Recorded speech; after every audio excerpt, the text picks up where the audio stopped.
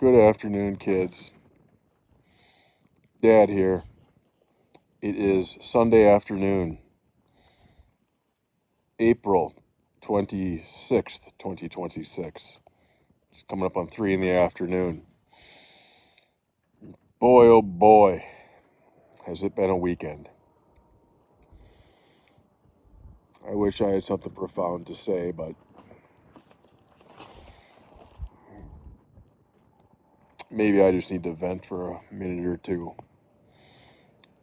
It's my own dang fault that this weekend's just gone sideways.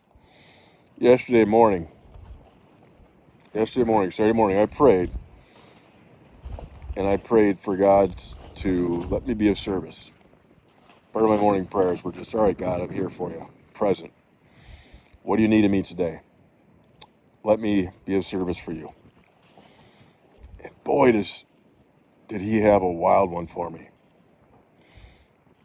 He had, when I say he, I mean God, the universe, I don't know. But anyhow, I ended up having one of the residents here. I had to help get him squared away. Well, I didn't have to, but I chose to, I suppose.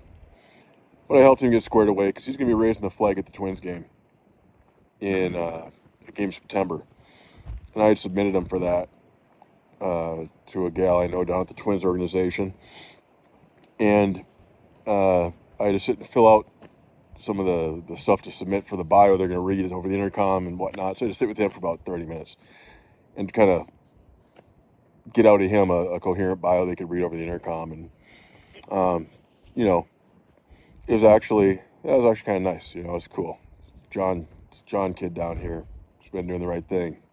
He's going to get a chance to raise the flag of the Twins game. Then I got a heads up on another resident here who is been here, Bravo Zulu, for, I don't know, a month and a half now. But this was Bob then. I may have talked about Bob yesterday, but I was able to help him out. But then I tried watching the Wild game, watching the Timberwolves game. Thought I'd tune in a little bit of sports right there in the playoffs. Got a phone call from a friend named Ethan. And Ethan was a bona fide hero. This guy was tier 1. He was what they call a JTAC certified, JTAC certified. He was one of those guys on the ground, the front lines, behind enemy lines, calling in airstrikes on targets. People think the planes just fly overhead and drop the bombs. Not true. There's a guy on the ground telling them, here's where to hit. So he did that. And he called me last night, and he was not in a happy place. And listening to him talk about how what he did in his 20s is haunting him today. That was tough because, frankly, I can't relate to that. I never called in direct fire on people. But I listened to him and made sure he was safe and that he wasn't having what we call suicidal ideation. And let him know I loved him. And it was tough to hear. That he lived here at Bravo Zulu for a while. This guy was built like an action figure. The most ripped guy I've come across in a long time since I worked for those Green Berets. And it was tough to hear him say that he didn't have anybody else to call. Yeah, his wife had just finalized the divorce a couple days ago. He's got 2 daughters about the age of you kids. And it hurt to hear that. At the same time, I was grateful that he was able to call me and talk about it. And today it's been more of the same. It's been more of the same all morning. I tried to get my morning men's meeting group and then do some worship. And, text messages, phone calls, group chats, one thing after another, one person after another. I don't know why these people call me. I don't know what I can do to help. I'm just a guy trying to figure it out myself, right? Trying to do the next right thing, trying to get closer to an understanding of God. And I will tell you, kids, it gets exhausting. And once I finish this video here, I've got another guy who just pulled up in the parking lot who's going to want to talk to me. And he's going to, I don't know, there's some drama going on. And I just need to maintain healthy boundaries and say, you know what, buddy, I love you. But call your sponsor. Call somebody else. Call your mentor. That's not me.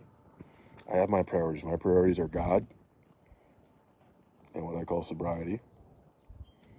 You kids, my job, and my responsibilities to Bravo Zulu House. I don't have time for all these other things. But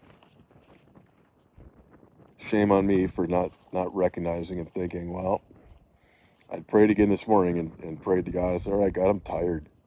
I'd really like to just sit and watch a sports game. I'd like to watch a hockey game today. Just have like 2 hours of just Ryan time. But God, this is part of what I pray. I say, but God, you know, I trust you that if you see fit to put more people who need some help in my path today, I trust you. You wouldn't do it if you didn't need me for it. If you didn't think I could handle it. And he's just been dropping them in all day. I was trying to fill up my truck with gas. 2 phone calls in 5 minutes to fill up my truck with gas. I took them both because they're both quick calls, thankfully, but man, Dad just wants some peace and quiet sometimes. So, appreciate you kids letting me talk to you for 7 minutes. Because while I'm doing this, my phone can't ring. Even though I had a couple text messages pop up on my phone during this, I was able to ignore them. I think the residents here can tell when I got my earbuds in, I'm talking to my phone. They assume I'm on a call or something, they don't bother me. But this is what God had in store for Dad this weekend. A lot of listening to other people going through some struggles, going through some dark times. I suppose I should be grateful, but I don't know, I can't help but chuckle. Be careful what you ask for with God, right? Sometimes He'll give you exactly what you asked for until you're saying, whoa, God, pump the brakes. But I trust, like I said, I have trust, I have faith that He wouldn't put me in this position if He didn't need me for this job. So I'm gonna get back to my job. I'm gonna listen to 2 more people on my list here to check back in with, and because I gave my word I would, and I want to see if they're okay. So hope you kids have a wonderful weekend, and your dad loves you and misses you. He's at least being useful. We'll talk soon.